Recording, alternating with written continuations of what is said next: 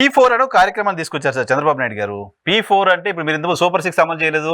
దానివల్ల వ్యతిరేకత వచ్చింది అని చెప్తున్నారు. ఆయన P4 తీసుకొచ్చి మొత్తం పావర్టీని ఎరాడికేట్ చేయడానికి ప్రయత్నం చేస్తున్నాను.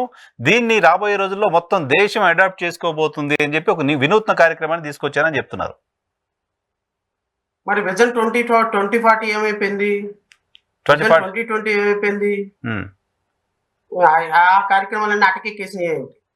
అవి కూడా ఉంటాయి సైమల్టేనియస్. ఇది కూడా P4 బాగా రిచెస్ట్ ఉన్న 20% వాళ్ళు బాగా పూరెస్ట్ గా ఉన్న 20% వాళ్ళని అప్లిఫ్ట్ చేయాలి అంటే మనకి దేశంలోని అత్యంత ధనిక సీఎం ఎవరండి? చంద్రబాబు నాయుడు గారు. మొన్న చూశారు కదా రిపోర్ట్. అవును, ధనిక ఆయన డిక్లేర్ చేసుకున్న ఇవే కదా. అవును, మరి మొదలు పెట్టమన్నాను చంద్రబాబు నాయుడు గారి దగ్గర నుంచి P4 అమలు చేయమంటున్నాను నేను. రిచెస్ట్ సీఎం లో is the one of the first richest CM కదా. మీకున్నటువంటి అఫీషియల్ గా చూపించిన 1000 కోట్లేనండి. అఫీషియల్ గా చూపించిన మరి 1000 కోట్లు డిస్ట్రిబ్యూట్ చేయండి ప్రజల కోసం. కొంత P4 అక్కడి నుంచి అమలు చేద్దాం. మన పవన్ కళ్యాణ్ గారు ఒక సినిమాకి 1000 కోట్లు తీసుకుంటున్నారు కదా. ఇప్పుడు సంపాదించిందంతా P4 అమలు చేయమనండి. సూపర్ 6 కి దిక్కు లేదు, మళ్ళీ ఇక P4. నరసింహరావు గారు, ఇవి ప్రజాధనాన్ని దుర్వినియోగం చేస్తూ ప్రజల్ని మెస్మరైజ్ చేస్తూ వాళ్ళని ఒక పబ్లిసిటీ మోడ్ ఆఫ్ థింకింగ్ లోకి తీసుకెళ్లిపోయి చేసేటువంటి మోసాలే తప్ప ఎవరికి కావాలండి ఈ P4? ఎవరికి కావాలి ఈ P4? నువ్వు చెప్పిన సూపర్ 6 కి దిక్కు లేదు. ఈ రోజు వరకు తల్లులు పిల్లలకి బడులు పంపించుకునే పిల్లలకి జూన్ నెలలో డబ్బులు ఇవ్వాలి. నువ్వు జూన్ నెలలో ఎక్కి జూలైలోనే ఇచ్చావా? ఆగస్టులోనే ఇచ్చావా? డిసెంబర్ దాటేసి 1 year అయిపోయి రేపు అకాడమిక్ ఇయర్ 1 year ఇంకో అకాడమిక్ ఇయర్ వస్తుంది. రైతుల పరిస్థితి ఏంటి? మహిళల పరిస్థితి ఏంటి? ఇలాంటి వాళ్ళందరికీ డబ్బులు ఇవ్వాల్సింది, మద్దతు ధర కల్పించాల్సింది. రైతులకి మహిళలకి ఇప్పుడు నిరుద్యోగులు ఉన్నారు నరసింహరావు గారు. ఇప్పుడు ఇది 11th month రన్ అవుతుంది నరసింహరావు గారు. ఒక్క ఉద్యోగం ఉంది ఇలా. ఇంకా డిఎస్సి మీద ఇంకా సంతకం పెట్టలా, నోటిఫికేషన్ రాలా. నోటిఫికేషన్ వచ్చిన దగ్గర నుంచి లీగల్ లిటిగేషన్ అంతా క్లియర్ అయ్యేటప్పటికి it will take at least 1.5 year. అంటే 2.5 సంవత్సరాలు. అంతే కదా మరి. ఈ అకాడమిక్ ఇయర్ నుంచి కొత్త టీచర్లు ఉంటారనేది లోకేష్ గారు చెప్తున్నమాట.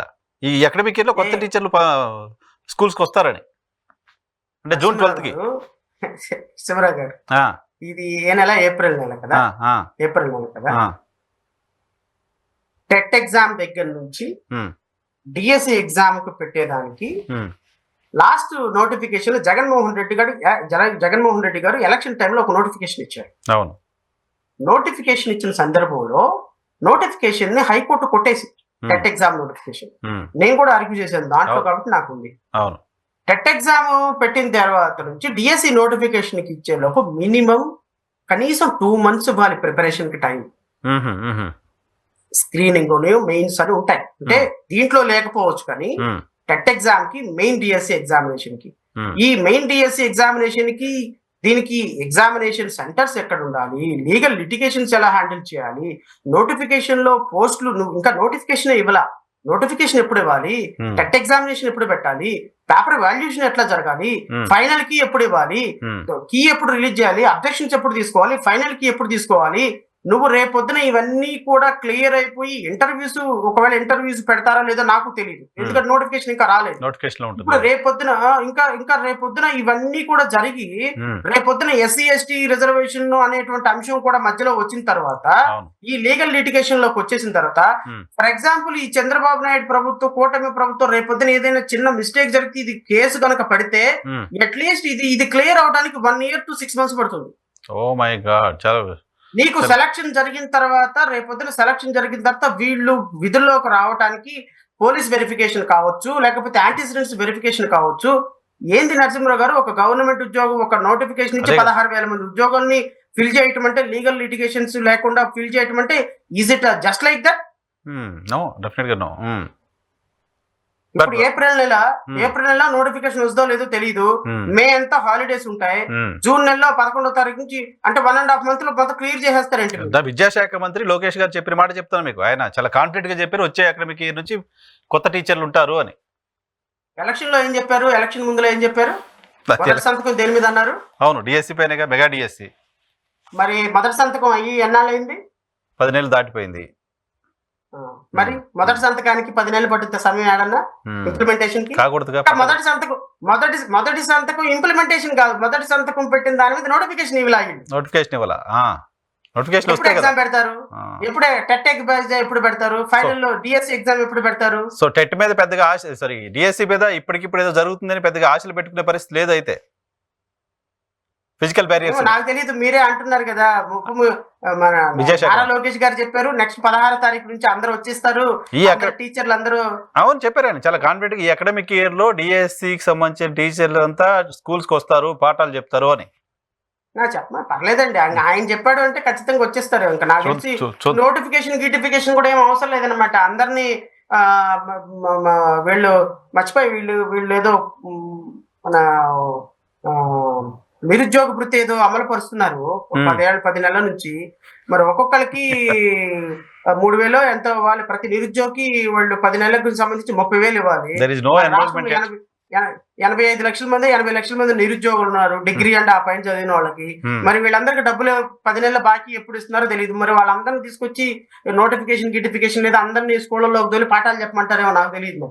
అట్లా ఏమైనా చేస్తే జరుగుద్ది అకాడమిక్ ఇయర్ నుంచి. చేతగాని పనులు, చేతగాని మాటలు ఎవరికి చెప్పి మోసం చేస్తారు నరసింహరావు గారు. నేను అనేది నిరుద్యోగులని కూడా, మీరు నిరుద్యోగులు కదా, మీకు ఓట్లేసింది కరెక్ట్. అవును, నిరుద్యోగులు ఎన్ని ఆశలతో ఓట్లేశారు. వైసీపీ ఒక్క డిఎస్సి కూడా వేయలేదు అనేది బాగా సెంటిమెంట్ గా పనిచేసింది. ఒక్క డిఎస్సి కూడా వైసీపీ వేయలేదు. గ్రూప్ 2 ఏమైపోయింది, గ్రూప్ 1 ఏమైపోయింది, గ్రూప్ 2 ఏమైపోయింది, క్లరికల్ పోస్టులు ఏమైపోయినాయి, కాంట్రాక్ట్ పోస్టులు ఏమైపోయినాయి. రాష్ట్రంలో నరసింహరావు గారు జగన్మోహన్ రెడ్డి 2019 ప్రభుత్వం అధికారంలోకి వచ్చేటప్పటికి 2,94,000 ప్రభుత్వ ఉద్యోగాలు ఖాళీలు ఉన్నాయి నరసింహరావు. ఇందులో 90,000 SC ST బ్యాక్లాగ్ పోస్టులు ఉన్నాయి నరసింహరావు. జగన్మోహన్ రెడ్డి గారు ఏం చేశారు అంటే కొత్తగా వచ్చిన ప్రభుత్వ ఉద్యోగాలని ఫిల్ చేయకుండా ఆయన 2,30,000 మంది వాలంటీర్లు, 1,30,000 1,40,000 మంది వార్డ్ సెక్రటరీలతో కాలం గడిపేశారు. ఈ 5 సంవత్సరాల్లో ఫిల్ అయినటువంటి 5 సంవత్సరాల్లో వచ్చినటువంటి వేకెన్సీస్ అంటే రిటైర్మెంట్ కావచ్చు, సూపరానేషన్ కావచ్చు, డెత్ కావటం కారణం కావచ్చు, ఏ కారణం చేతనైనా కూడా సంవత్సరానికి వరస్ట్ కేసులో అంటే నాకున్న క్యాలిక్యులేషన్ ప్రకారం 2024కి రమారమి 5 లక్షల ప్రభుత్వ ఉద్యోగాలు ఖాళీలు ఉన్నాయి. 5 లక్షల ప్రభుత్వ ఉద్యోగాలు ఖాళీలు ఉన్నాయి. ఈ ఖాళీలని 5,000కి 10,000కి టెంపరీ ఉద్యోగస్తుల చేత బండి నడిపించేస్తున్నారు. ఈ 5 లక్షల ఉద్యోగాలు నేను తీస్తాను అని నారా లోకేష్ కూటమి ప్రభుత్వం యొక్క హామీ. నేనేమంటానంటే 16,000 ఉద్యోగాలు డిఎస్సి వేసేసి తొలి సంతకం పెట్టాము, జాబ్ క్యాలెండర్ అంటున్నారు కదా. మొన్న జనవరి 1కి జాబ్ క్యాలెండర్ ఎందుకు ఇవ్వలేదు Nara Lokesh? Job calendar announce చేయలేదుగా. SC ST బ్యాక్లాగ్ పోస్టులు ఎందుకు తీయలేదు చంద్రబాబు నాయుడు, పవన్ కళ్యాణ్? నేను అడుగుతున్నా